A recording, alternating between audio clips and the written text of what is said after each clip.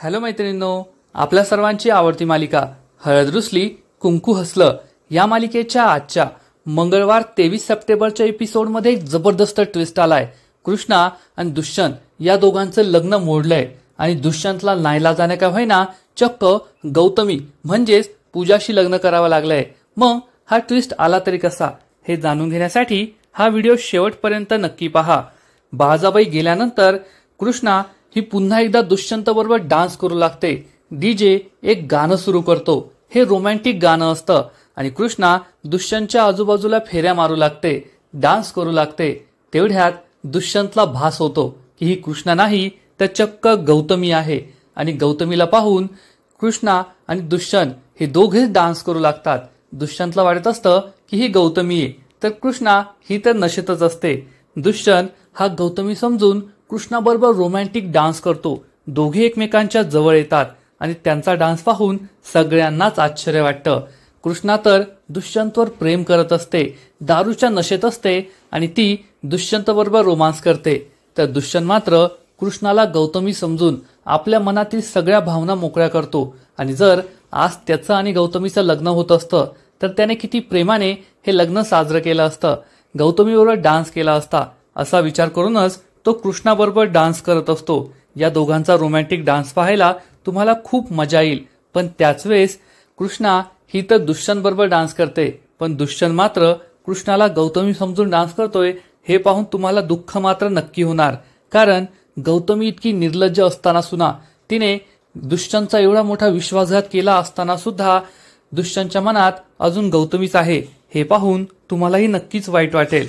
थोड्याच वेळात दुष्यंत भानावर येतो आणि त्याला समजतं की ही गौतमी नाहीये, ही तर कृष्णा आहे आणि कृष्णा त्याला घट्ट बिलकते, घट्ट मिठी मारते। दुष्यंत तिला स्टेजजवळ घेऊन येतो आणि समजावून सांगतो, बस झाला तुझा डान्स आणि फुगडी, आता भानावर ये।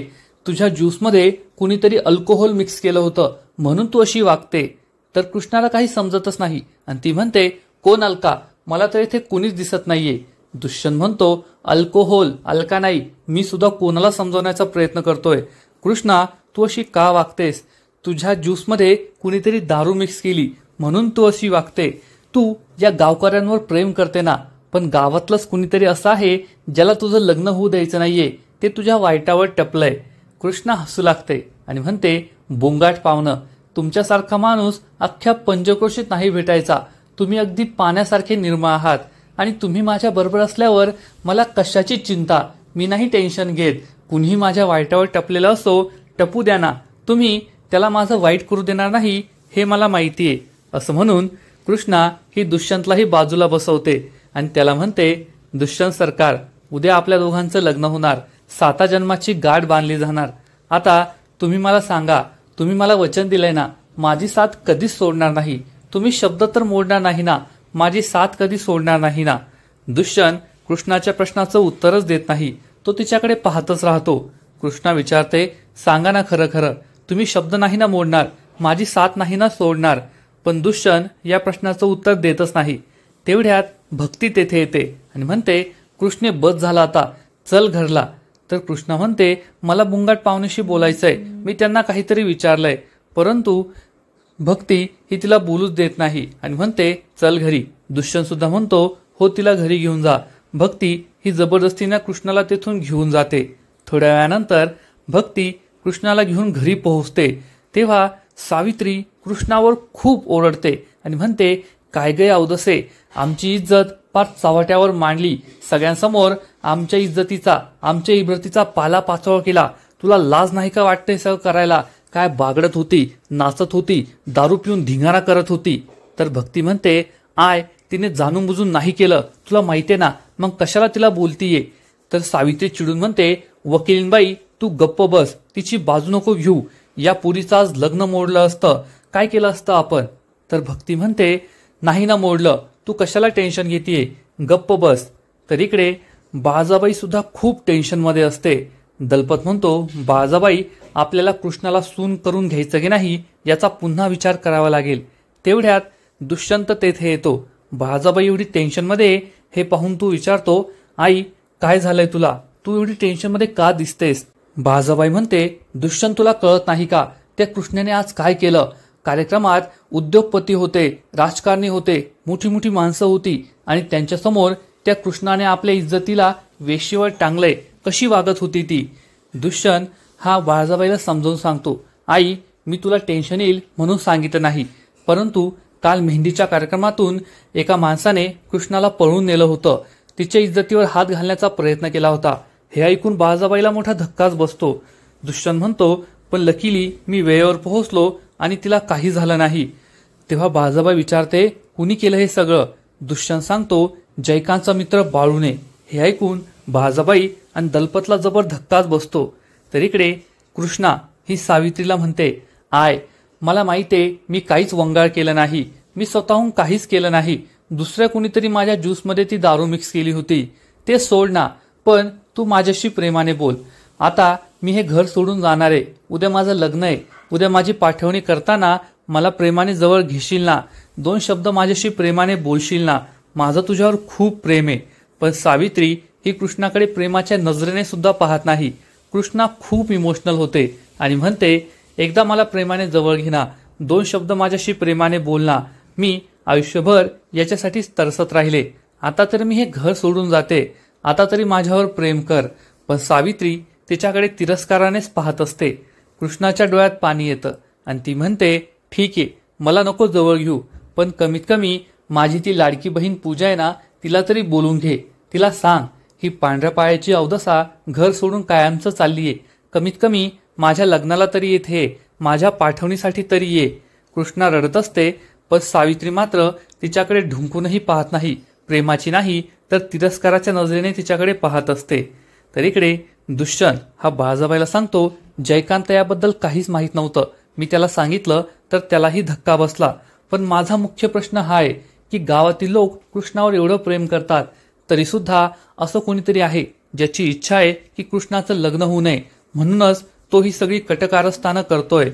हे ऐकून बाळजाबाई खूप चिडते आणि म्हणते, दुष्यंत तू किती विचार करतोय, सुतावरून स्वर्ग गाठतोय, या सगळ्या गोष्टीचा विचार करू नको, सोडून दे, उद्या तुझं लग्न आहे, जा आराम कर, मी पाहते सगळं. असं म्हणून ती दुष्यंतला तेथून जायला सांगते आणि विचारात गुंग होते. दलपत म्हणतो, बाळजाबाई आपल्या अंगाशी हे सगळं प्रकरण येणार आहे, कारण आपल्याला दुष्यंतरावांचा सगळा कल कृष्णाकडे जाताना दिसतोय. बाळजाबाई म्हणते, तेही माझ्या लक्षात येतंय. दलपत म्हणतो, लहान तोंडी छोटा घास घेतोय, पण जर दुष्यंतराव हे त्या कृष्णाच्या प्रेमात पडले ना, तर तुमचा सगळा प्लॅन फेल होईल. तुम्ही लग्नानंतर तिला घरातून हाकलणार होता, ते काही शक्य होणार नाही. बाळजाबाई खूप टेन्शनमध्ये येते. तर इकडे गौतमी ही रडत असते, मला त्या दुष्यंतने डिच केलंय, दुसऱ्या मुलीशी लग्न करतोय. ती मैत्रिणीला म्हणते, तू म्हणायचीस ना तो मॅरेज मटेरियल आहे, पण तोच माझ्याशी असं वागलाय आणि तो मला सोडून गेलाय.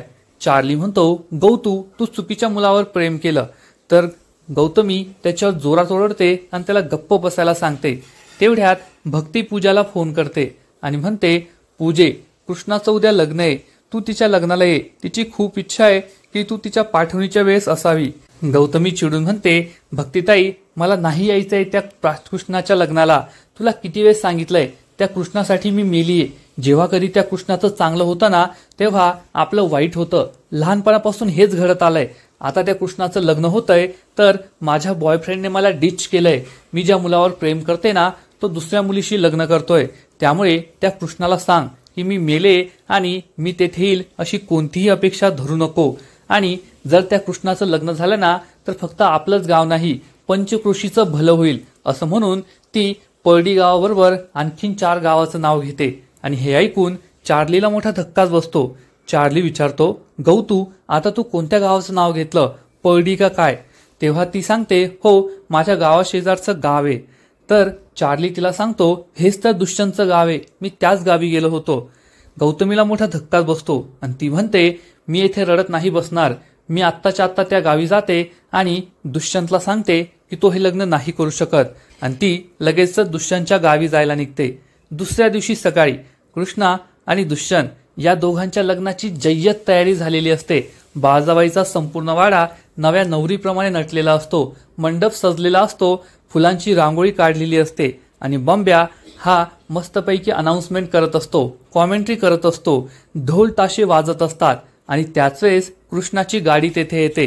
कृष्णा गाडीतून खाली उतरते. बाळजाबाई तिच्या स्वागताला येते तेव्हा काल रात्री घडलेल्या सगळ्या गोष्टी सगळ्यांना आठवतात.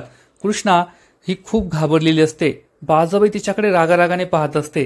कृष्णा हात जोडून बाळजाबाईची माफी मागते की मला माफ करा, काल जे काही झालं त्यात माझी काहीच चूक नव्हती.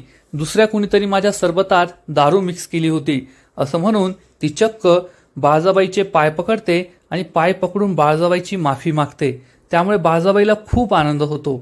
पुढील एपिसोडमध्ये आपण पाहू की कृष्णा ही नवरी बनून मंडपात येईल, परंतु दुष्यंत घरात नसेल. त्यामुळे गावकऱ्यांना वाटणार की दुष्यंत लग्नातून पळून गेलाय.